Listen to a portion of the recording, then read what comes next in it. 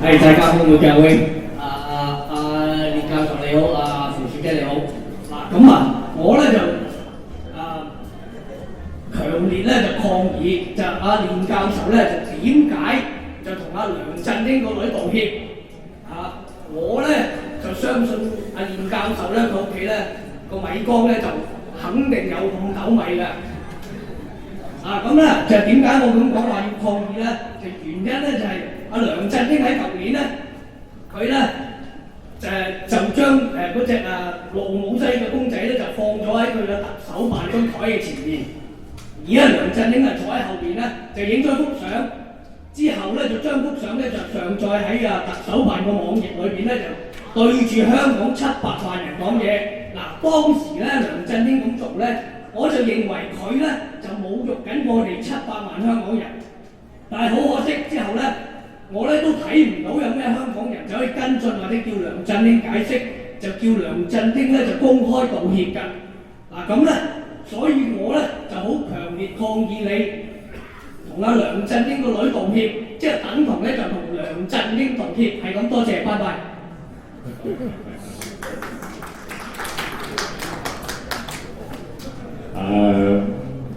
我係屬於嗰啲即係老坑，即係和理非非嗰輩咁大家可能唔係好清楚，即係頭先嗰位朋友講嘅一啲問題，咁或者我稍為解釋一下發生咗咩事啦。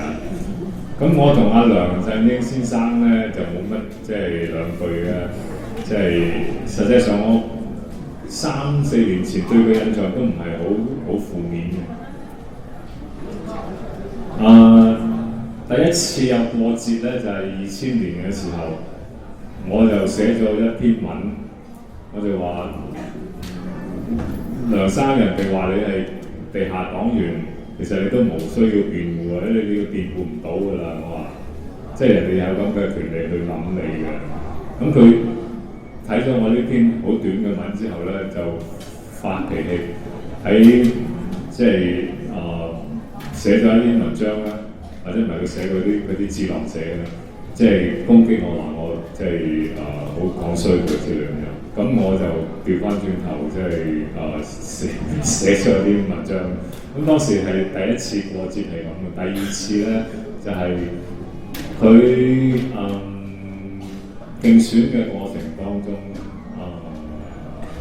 就曾經因為有一啲佢嘅助手等等啦，係同新界嘅當地嗰啲社團嘅人士接頭拉票咁。咁我就將呢回事咧就係講出嚟，我話會唔會係你即係牽涉到黑道嘅啫，黑社會？咁佢就立即寫咗封信去信報嗰處就投訴咁即係呢個係第2次同佢嘅過節。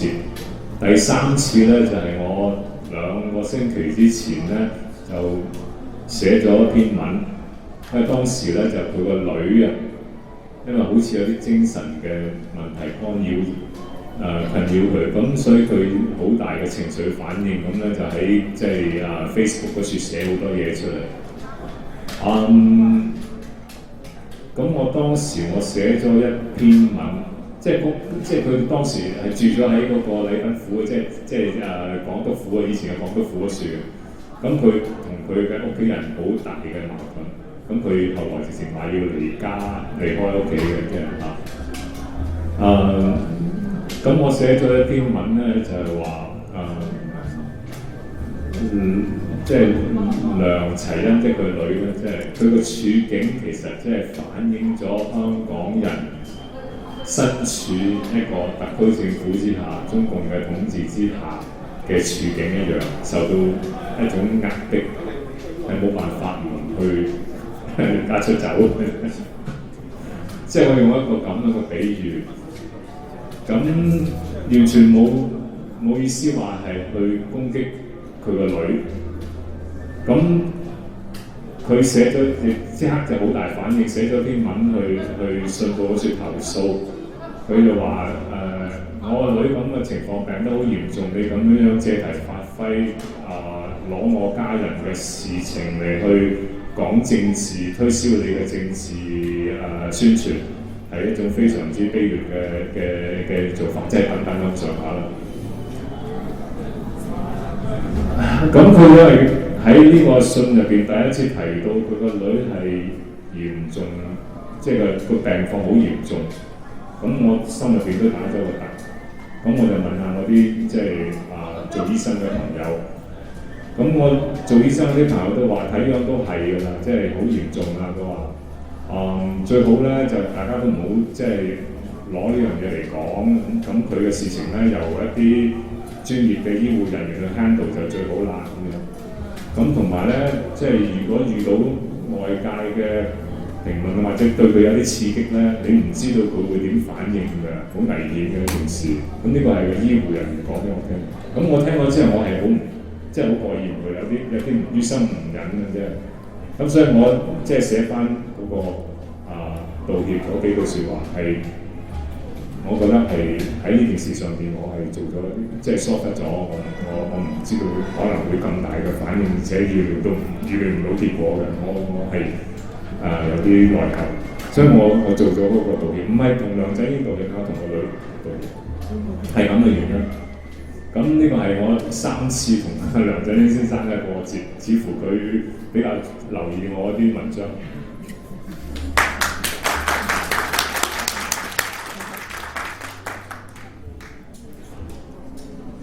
連生，我想問你咧，正話你話嗰啲年青人，而家大家都係五派。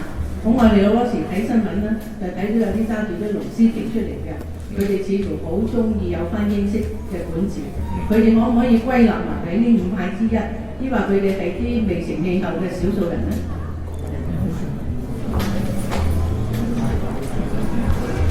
其實我覺得即係舉司龍旗嗰啲人咧，即係嗰個成分好複雜下嘅。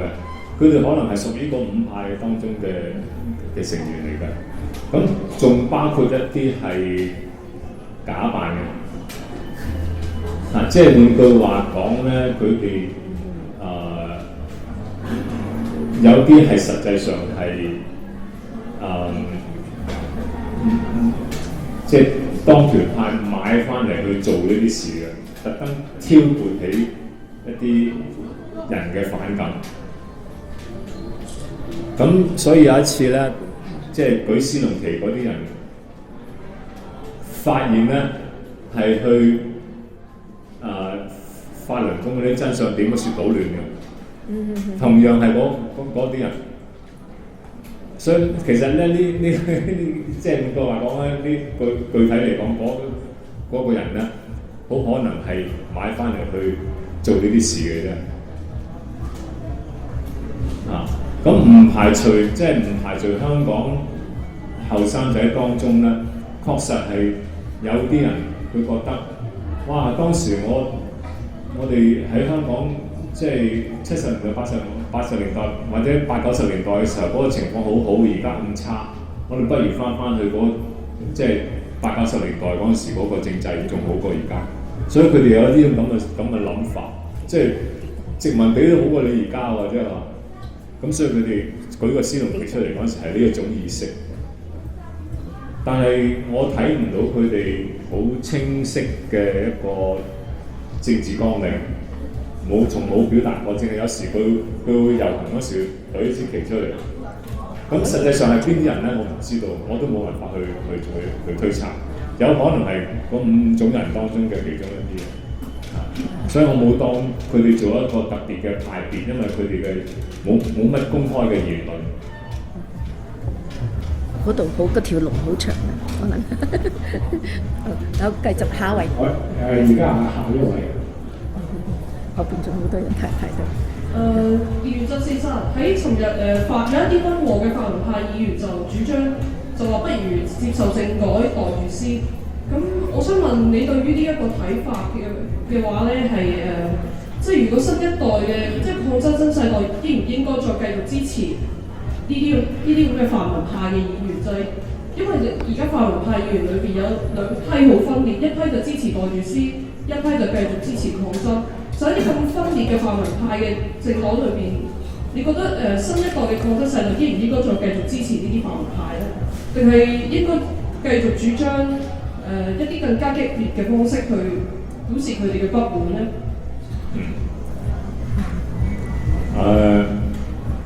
我就從來咧，即係包括我寫文章，我都唔係好推銷我自己嘅觀點嘅。我通常係做分析，即係換句話講係一種客觀分析。我希望做到最客觀為止啦，真係，梗係有主觀成分。但我就唔係好俾意見人哋點樣做嘅。我自己點解會係咁咧？就係同我自己嘅家庭關係嗰處咧，就令到呢樣嘢出嚟。我以前咧做老豆啦，係嘛？咁啊成日對個仔指指點點，直至到佢一日咧同我講：老豆 ，Don't be a backseat driver 。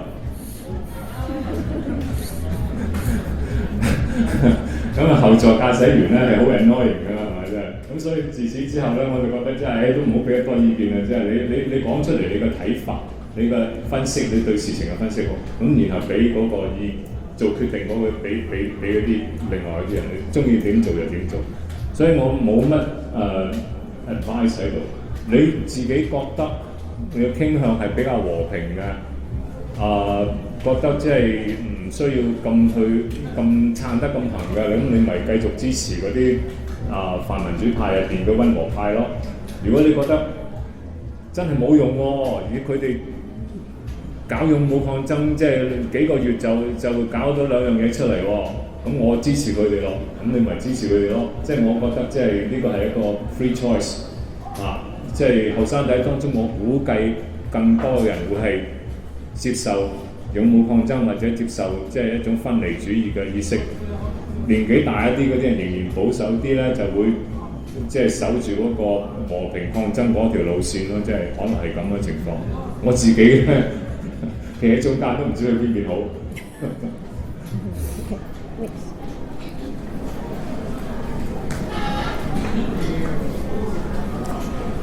排隊上。請問係咪華人嘅？李敬石。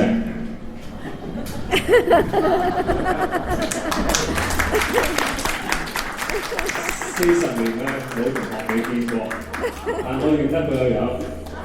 佢當年我係佢手下敗將，佢考第一，我考第唔知第幾。好多年冇見。個細佬都係華人嘅。大聲聽。我頭先聽你講咧，就我唔知係咪我敏感呢個話咩？而係我覺得你好似有少少悲觀，咁我希望你咧就唔好咁樣，就前途非常之光明，即係有好多後生又好，年紀大又好，都係一樣為咗香港嘅前途喺度所謂叫做鬥爭。咁而家個問題咧就係、無論點樣鬥爭都好啦，我哋都會睇基本法。咁而家基本法嗰個普選，即係個特首普選咧，佢好似寫得好清楚。咁一人一票呢樣嘢咧，好似唔再爭議，就只係爭議緊佢基本法所寫嘅廣泛代表性嘅選舉權。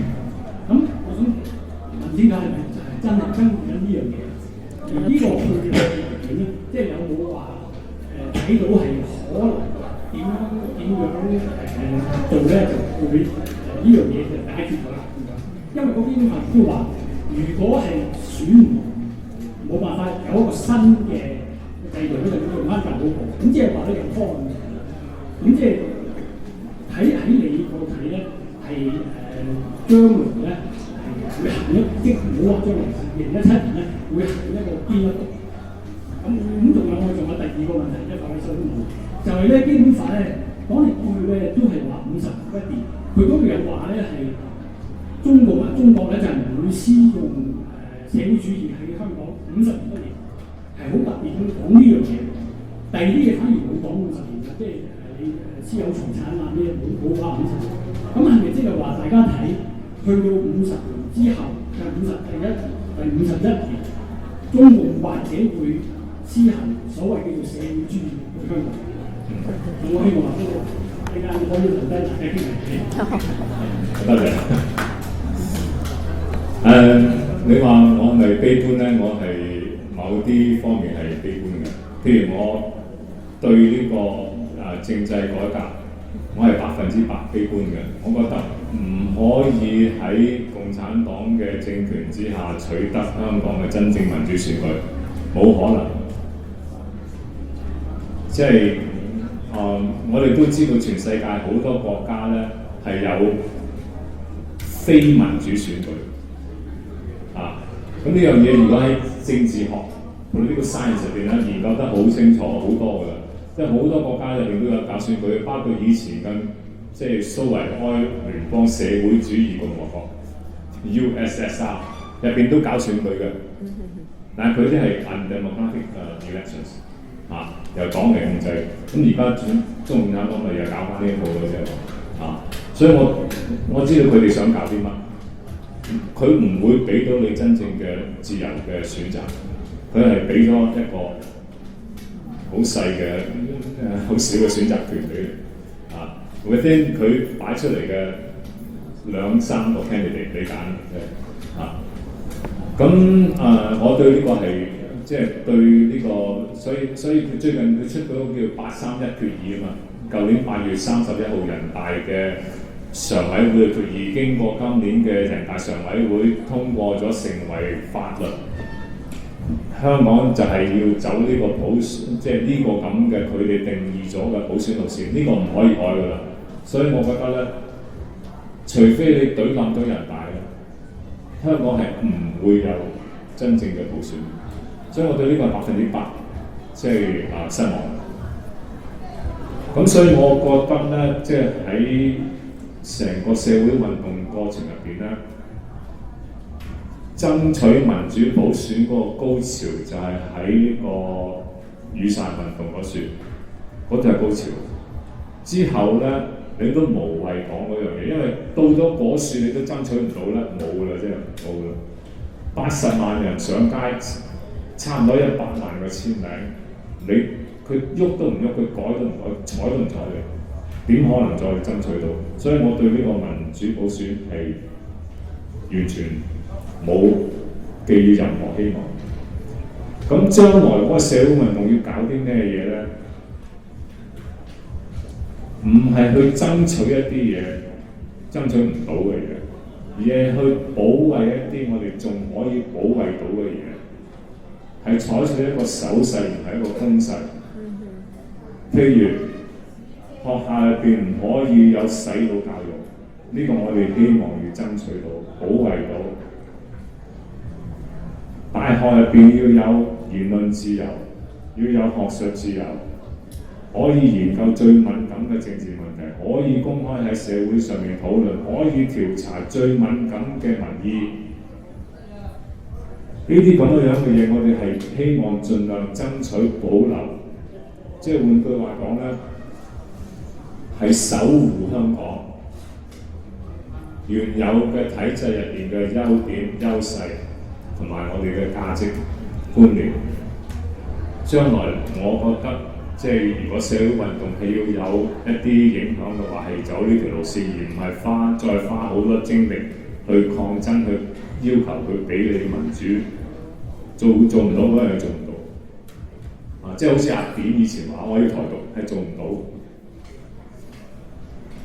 香港係要走呢條路線。第二個問題 ，sorry 我記憶唔係好好。第二個問題係講咩？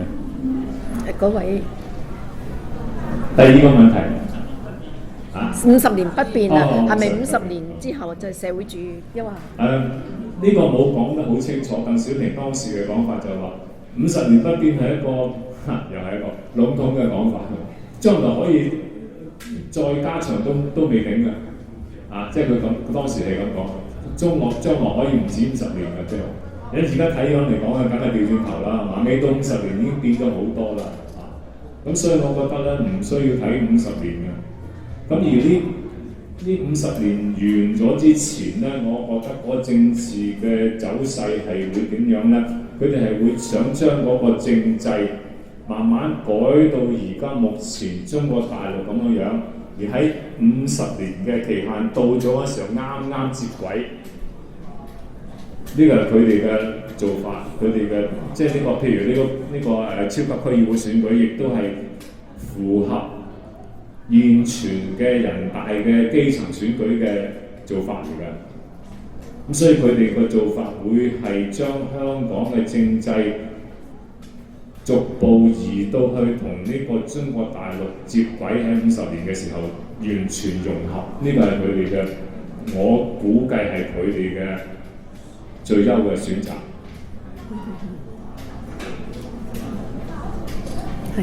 我可以補充少少。喺呢度咧，我想補充少少嘅就係啱啱最近李柱銘嚟嘅時候咧，其實佢對呢一點咧，佢有佢自己一個釋述嘅。咁佢因為當初佢都係起草委員會成員之一，咁佢提到咧就話，鄧小平先生當初提出50年不變咧，佢係希望香港嗰度咧係繼續發展，或者最起碼即係不變啦嚇。但係大陸嗰度嚟講係跟進。即係一路不斷向前發展，喺50年或者更長嘅時間咧，係有一個接軌喺度。咁當然呢個即係佢嗰個講法咧，就係唔係用香港大陸化倒退嚟同大陸接軌啊。咁我諗咧，而家嚟講咧，好明顯新一代中國嘅領導人咧，其實已經對鄧小平一啲嘅睇法或者即係可能已經有咗一個唔同。佢按照而家嘅現實政治咧，已經進行咗另一種嘅釋述嘅嚇。咁好，下一位。我嘅問題好簡單。假如有一日香港係去中國化係成功咗，港獨係成功咗，我就嘗試站喺呢個依然喺中國大陸裏邊監獄嘅劉曉波坐緊監，黃炳章坐緊監。李竹陽嘅爸爸仲有間，喺無數嘅民主鬥士仲係坐緊監。假如呢個港獨同埋中國化係成功之後咧，佢哋會唔會諗到？你哋都唔要我哋啦，我哋點算啊？海外嘅民主鬥士同埋大陸裏邊嘅民主鬥士，會唔會有呢有一個矛盾喺裏邊咧？我係站喺呢個香港。中國人基督徒嘅良心去諗呢個問題，希望你俾佢一啲啟示。或者可以介紹多啲關於呢個即係比較上傾向獨立嘅思潮入邊嘅一啲詳細嘅諗法。佢哋點解要獨立咧？即係去到獨立嗰一步咧？佢哋認為咧，就算中國民主化咗，可能對香港嘅損害仲嚴重。因為如果佢民主化之後，佢全民投票，即係舉例啦嚇，佢全民投票決定香港嘅政制前途等等啦。到時香港人係更加冇聲出嘅，因為你13億嘅人嚟去聯合起上嚟，真正嘅聲音嚟去對付香港，即係佢哋有呢個咁嘅顧慮。我唔係話呢樣嘢一定會發生，佢哋話如果出現到咁嘅情況，有啲利益嘅衝突，香港人要做一樣嘢，而中國用一個民主嘅方法，13億人投票嚟否決你嗰時候，你香港更加死，即係佢哋有呢個咁嘅顧慮。而呢個顧慮後邊咧，係另外一個更加深嘅層次嘅諗法，就係話共產黨統治咗70-80年之後，而家60幾年啦嚇，即係更加多嘅統治嘅更長嘅統治時間之後咧，中國人嘅諗法係會越嚟越彎嘅，佢哋咁諗嘅。到時你一人一票投我嗰時咧，可能係投我去死刑都得㗎，即係一種變質嘅民主，形式上嘅民主，但係你係嗰啲人係好恐怖嘅，所以佢話喺咁嘅情況之下，如果即係要中國民主化，分鐘香港仲大鑊，即係佢哋有啲咁嘅諗法。嗱，呢個諗法我哋可以覺得係好極端啊！我自己都覺得哇咁諗啫，犀唔犀利啲啊？但係佢哋呢個係佢哋嘅諗法。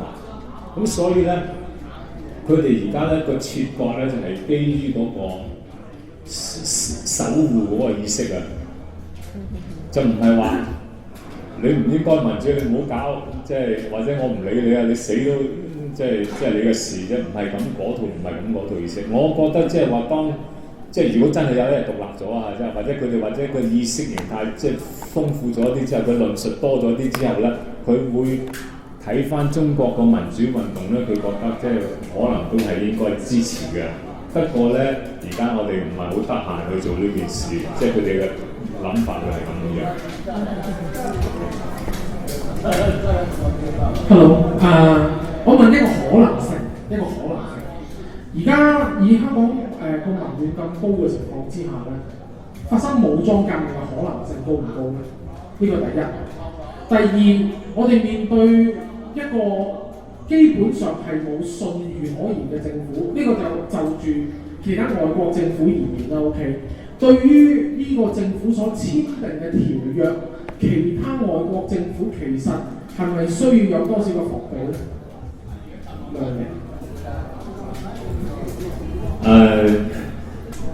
香港嘅武裝革命，我諗唔會近期都唔會發生。我諗佢哋就算勇武派咧，都唔係諗住去組織即係武裝革命，而係佢哋話我哋個玩法係唔同，我哋係會打啲擦邊球，我哋係會做一啲叫做暴力邊緣嘅事情，但係一種被動嘅暴力，而唔係主動嘅武力出擊。即係話，我會預計到我嘅行為係會招致你用暴力嚟對付我，而喺咁嘅情況之下，我會用翻我嘅身體或者一啲工具擋住牌好乜都好，即係我嚟保護我自己。即係佢哋係去到呢一條線，而唔係話打軍火訓練。即係啲人去打仗上井岡山啊，即係唔係嗰套諗法，唔係嗰套諗法，所以我覺得係唔會出現呢個問題。武裝嘅衝突即係有 violence 呢樣嘢會有，可能喺譬如喺街頭發生，喺邊度發生，喺啲抗爭嘅場面會唔會發生呢啲事？我覺得可能會。咁第二個問題就係、即係外國政府對呢樣嘢，即係點樣做？我覺得咧，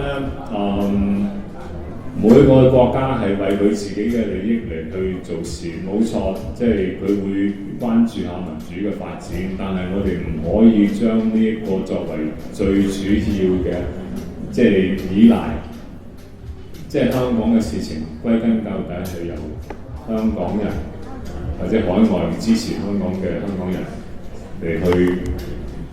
即係去負責，咁有啲政府嚟支持我哋會好，但係唔好寄太大嘅希望。舉個例，英國，我估計英國已經買甩咗香港。即係換句話講，中國政府由中國官員企出嚟講話，1997年7月1號開始，中英聯合聲明已經失效。呢回事好可能係同英國政府有咗共識之後先講嘅，直至到今天，英國政府冇公開否定呢樣嘢。前任政府官員 John Majors 出嚟講個説話，佢話你唔可以即係否決呢個中英聯合聲明，但係呢個係前任嘅前任嘅即係講嘅説話同佢而家嘅政府係無關。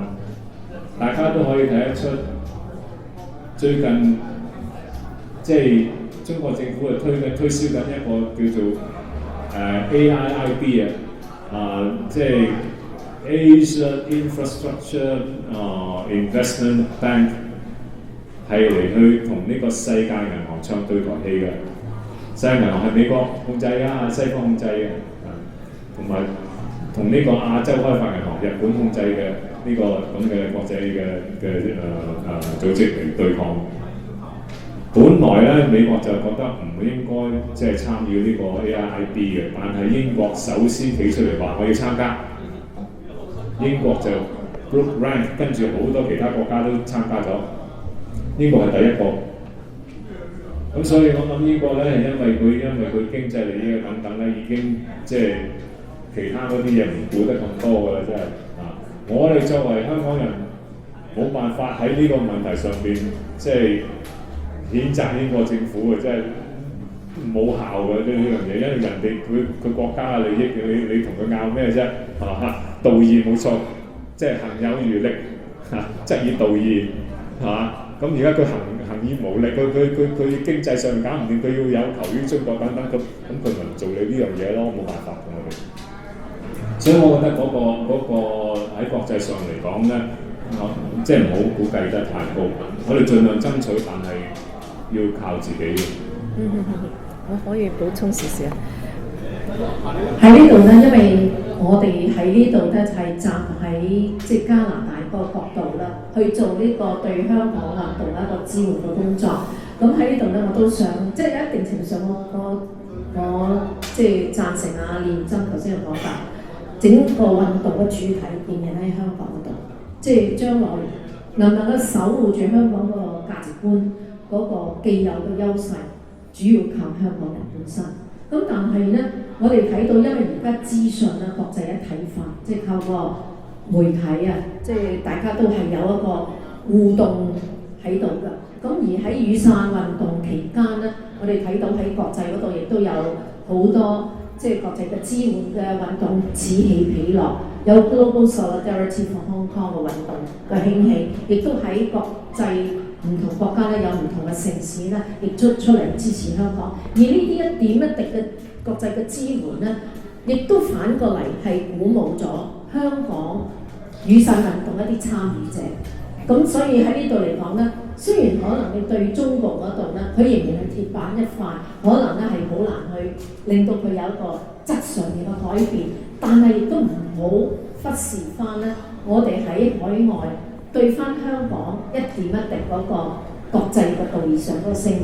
咁尤其是我哋睇翻而家，就算係加拿大咧，亦都有好多學生喺度讀書。如果佢喺呢度參與到有可以受到一啲嘅民主嘅洗禮，佢亦都已經開展咗對香港問題一個關注，希望佢哋將來翻到香港嗰度咧，能夠更加容易去同嗰個民主運動嘅接軌。咁所以我諗喺呢方面咧，我哋都唔好忽視翻我哋喺國際社會一啲即係一直以嚟做開嘅工作。我覺得香港既然要守護，我哋國際社會喺呢度，我哋都要守護翻。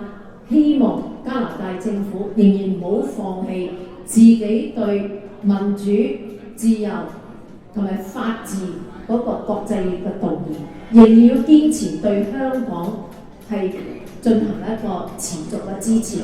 事實上喺國會裏邊亦都有好多唔同嘅政治力量喺度較量緊，尤其是因為我自己本人係喺國會遊說工作，一直持久去做，咁我哋都睇到有呢方面嘅情況，希望大家繼續支持。好，下一位講者，唔該。Hello， 練教授啊，我有一個問題，因為我自己嚟講咧就係偏向比較港獨嘅，我啲 friend 都知㗎啦。你頭先講到熱血公民嗰度咧，即係有兩樣嘢做啱咗，即係做咗出嚟都嘅有變質嘅。咁我自己本身嚟講咧，就覺得共產黨咧或者中國呢個政權咧，全部咧都係欺善怕惡。即係如果你比較惡啲咧，你去對付佢哋或者應對佢哋咧，佢哋會縮嘅。嗱，其實咧好多時就算係就算你對現時嚟嘅呢個政權，對於外國嗰邊嚟講咧，好多時佢見到啲強嘅軍事勢力咧，佢哋都會縮嘅。例如日本啊，甚至乎而家緬甸炸咗幾次中國境內嘅地方咧，佢都係冇出過聲啊，或者係只不過係拍一啲短片，將啲軍事嘅武器咧就搬過去邊境嗰度大長龍咁打嘅。咁如果香港即係而家嘅情況咧，就係共產黨咧根本就係用對付新疆或者西藏嘅方法嚟對付我哋啊。咁我哋係咪其實應該即係個睇法就係會唔會應該用翻新疆或者西藏嘅方法，比較武裝少少嘅方法嚟對付翻共產黨喺中國嘅話事人啊，或者係本地人咁樣？我覺得呢種係一種可以考慮嘅抗爭方式啦，即係我覺得，即係係咪話最好或者會唔會有幾多效效用，或者會唔會有反效果？呢、個就另外一層嘅分析，但係起碼可以係喺呢方面考慮。如果有啲朋友係覺得即係佢唔怕呢樣嘢嘅，咁你咪去諗下咯。我覺得咧，即係話咧，實際上去到武裝即係對抗嘅層次咧，係個損失係會好嚴重嘅，即係對，即係好危險嘅事咧，即係我要即係提醒一下。咁但係咧，即係話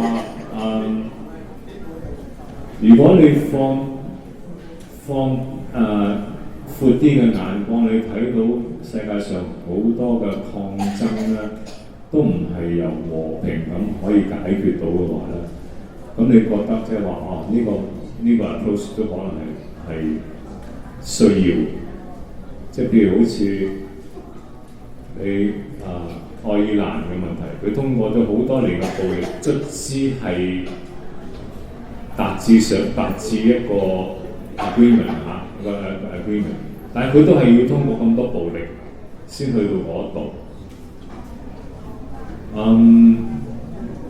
其他嘅地方嘅抗爭亦都係可能要用某種程度嘅暴力先會見到效果。咁香港會唔會係咁咧？咁呢個完全係一個 valid 嘅問題。但係我自己就唔係好敢去肯定話一定係要呢個方向。因為香港人一向嚟講咧係比較上怕事，好多時佢哋喺大陸走咗落嚟之後咧，得到個安居樂業嘅地方已經係即係還得神落唔要求太多嘅嘢。你話民主嗰啲，佢真係覺得好奢侈我有啖飯食，有瓦遮頭，仔女有書讀，咁我已經係即係還得神落啦。第啲嘢唔好諗多啦，即係 don't rock the boat 即係有啲咁嘅諗法。咁好多人係咁嘅時候咧，如果你話要提出即係一種武力抗爭咧，係少數人去做嘅事咧，就越犯危險。如果你全香港700萬人有500萬人支持你嘅，咁其實係好安全㗎。你都唔需要用到暴力，你話一話我想要暴力㗎，佢已經驚你嘅，即係話。但係而家唔係，得5000個人或者500個人係咁咧，你就好危險。所以我覺得咧，喺民意未係有咁深刻嘅轉變之前咧，都係要小心啲。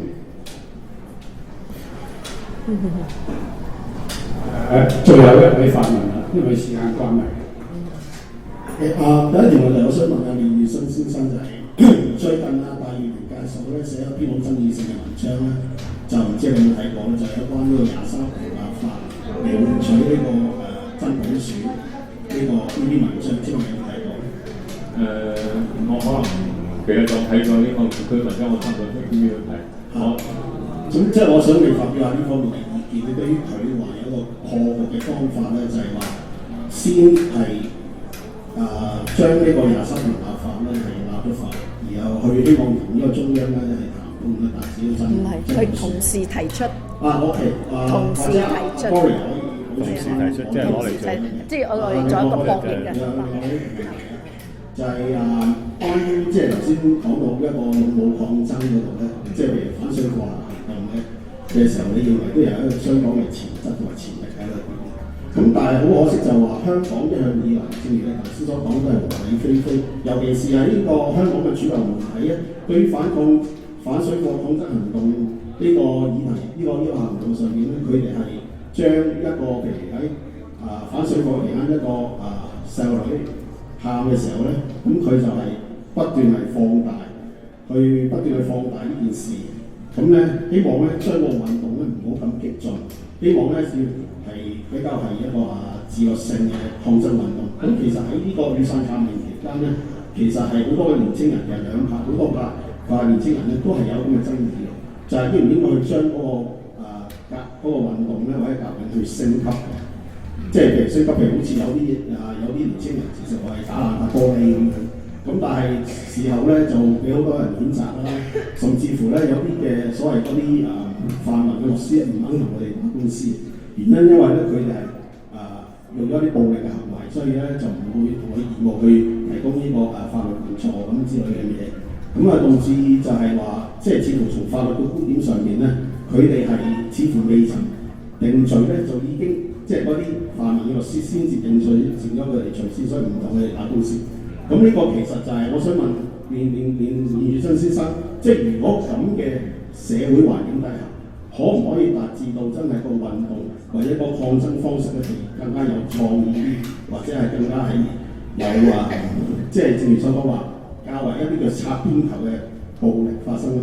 咁我最後我想講就係、香港一個好著名嘅政論家，佢其實都係呢個本土派嘅其中一員，就係李怡先生喺嗰個最壞的時代、最好的時代嗰本書209頁裏邊咧，提到呢個非暴力抗爭嘅定義嘅。佢係咁寫嘅，原文係咁寫：非暴力抗爭壓迫者嘅意願，與權力、非正義、不公正現象作鬥爭。非暴力反抗與和平主義具有本質上嘅差別。非暴力並不是說沒有身體接觸和身體對抗，而是說並不使用致命性武力。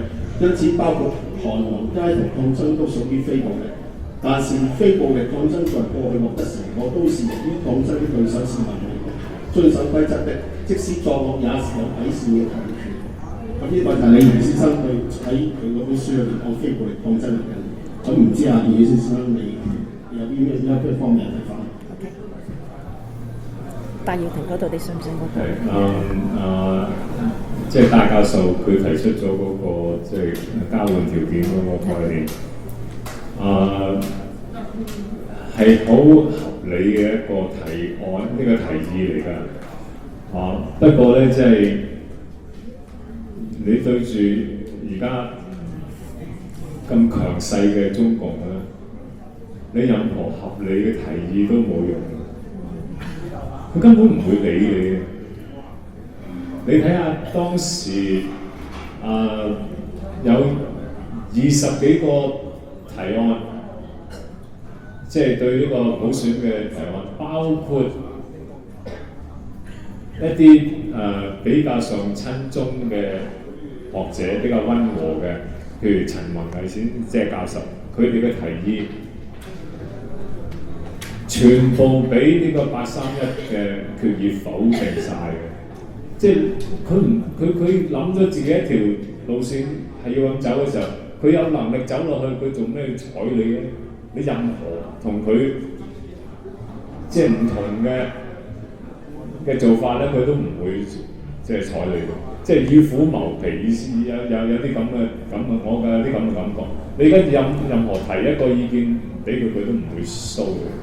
雖然嗰個意見本身實際上係好合理，我嘅睇法就係咁。咁至於即係暴力抗爭嗰個理論嚟講咧，本身係中性嘅，我覺得。如果你睇中國歷史，如果你接受儒家嗰個傳統嘅論述，佢嘅源頭嗰説2000年之前，佢就已經講過一句説話，就係話湯武革命順乎天而應乎人，即係換句話講，商湯冇即係湯伐桀武王伐紂呢兩回事係暴力革命嚟嘅，但係佢係順乎天而應乎人啊，係合理嘅。所以儒家個傳統嘅源頭嗰處係革命，而且係暴力革命。咁呢樣嘢咧，其實就係legitimize 咗嗰個暴力。只要你係順乎天而應乎人嘅時候，你嘅暴力係適當嘅。所以理論上嚟講係完全冇問題。所以中國嘅儒家思想唔係一個 pacifist 嘅傳統，唔係一個 pacifist 嘅傳統。咁所以我哋係咁嘅理解之下咧，嚟去考慮嗰個革命嗰回事。革命呢兩個字咧即係好古老嘅一個講法嚟，即係呢個易經入邊已經講到，即係呢個我哋要注意，我哋中國傳統入邊即係呢回事。成個儒家嘅論述喺嗰度嚟，你去到孟子嘅時候就更加講得清楚啦，即係梁偉雄問佢，即係有湯姆革命嗰回事咩？即係係咪即係呢個係即係佢話即係話呢個係犯上作亂喎？咁你湯姆點會殺到皇帝㗎？咁孟子就回覆佢咧就話：殺皇帝唔係弑君，唔係弑君，同弑君呢兩回事係兩回事。即係湯姆革命唔係弑君，係一個正義嘅行為。即係佢係用咁樣嘅方法嚟去睇嗰回事嘅。即係孟子再 confirm 咗 reconfirm 咗呢個咁嘅諗法嘅。呢個我哋要喺即係個文化傳統華夏嘅傳統嘅説，即係攞翻出嚟，我哋要記住呢樣嘢。所以我哋今天我哋唔贊成，或者起碼我自己啊，唔係100%贊成，即係或者甚至唔淨講得出話唔贊成喺香港用暴力革命呢回事咧，唔係原則上嘅問題，而係一個實用嘅考慮，係唔得嘅，因為你對住個解放軍，你點可以同佢用暴力嚟對抗咧？你可以有呢個諗法，加強嗰啲意識，到佢有一日佢係好虛弱嘅時候，佢冧當就嚟冧當，佢要將啲軍隊拉翻去保衛北京嘅時候咧，你咧可以進行一個喺香港 stage 一個暴力革命，攻陷咗嗰個港督府或者咩佔領乜乜，咁你可以喺嗰個時候考慮。但係目前嚟講咧，呢個係我自己嘅判斷係 out of the question。但係呢個唔係一個價值判斷，唔係一個和平主義嘅判斷，而係一個實際上可行性嘅判斷。而我呢個諗法咧，同儒家嗰個思想係 consistent， 唔違背。